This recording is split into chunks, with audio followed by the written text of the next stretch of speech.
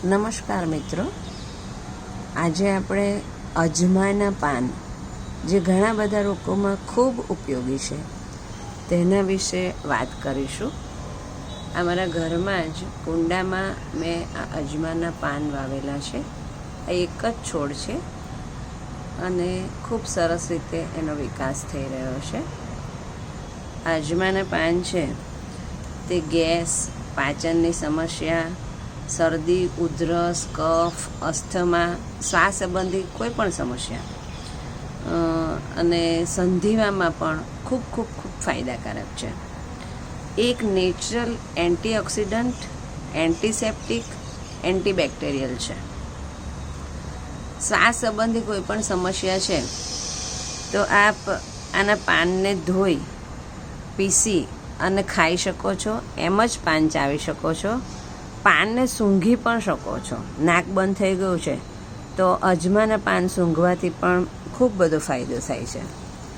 પાચનનો problem છે તો સવારે નળના કોઠે આના 5 પાંદડા ચાવવાથી અથવા તો એના પાનનો ઉકાળો કરીને પીવાથી ખૂબ ફાયદો થાય છે. તમને માથાનો દુખાવો કે દાંતનો દુખાવો છે તો આ પાનની પેસ્ટ બનાવીને તમે લગાવી શકો છો. ખૂબ ફાયદો થશે આનાથી. જેમને વજન વધારે છે અને વજન ઉતારવું છે તો એમાં પણ આ પાન ખૂબ ફાયદો કરે છે. એના માટે તમારે આ અજમાના પાનની સાથે એલોવેરાનો જ્યુસ કે એલોવેરાનો પેસ્ટ, તો 1 ચમચી એલોવેરાની પેસ્ટ અને 5 પાંદડા અજમાની પેસ્ટ, આ તમે સવારે નળના કોઠે લો અને એની સાથે જ થોડું ડાયટ કંટ્રોલ કરો. શાકભાજી, સલાડ, ફ્રૂટ એ બધું વધારે લો અને શક્ય એટલું વોર્મ વોટર પીવો તો વજન ઉતારવામાં, ઝડપથી ઉતારવામાં આ પાન ખૂબ તમને ફાયદો કરશે, મદદ કરશે. ડાયાબિટીસના દર્દીઓ દરરોજ જો આ પાનનું સેવન કરે અથવા તો આ પાનનું પાણી પીવે તો પણ તેમને ડાયાબિટીસ કંટ્રોલમાં રહેશે. શરદી, ખાંસી જેવી સામાન્ય બીમારીમાં તો આ ખાલી પાનનો ઉકાળો પીવે ને તો પણ ખૂબ ખૂબ ખૂબ ફાયદો થશે.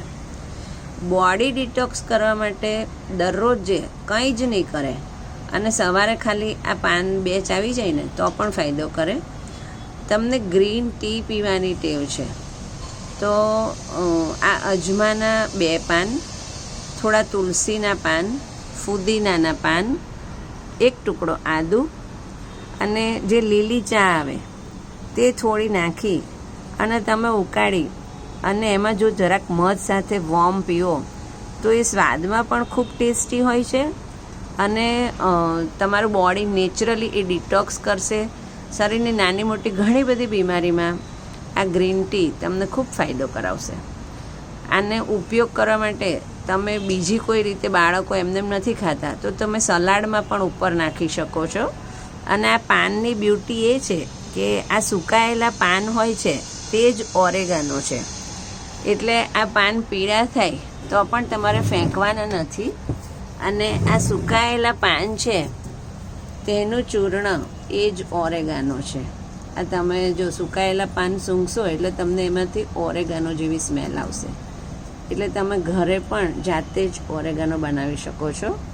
આમ કુદરતના વરદાન સમાન આ પાંદડાનો આપ ઉપયોગ કરો અને સ્વસ્થ રહો તેવી ઈશ્વરને પ્રાર્થના.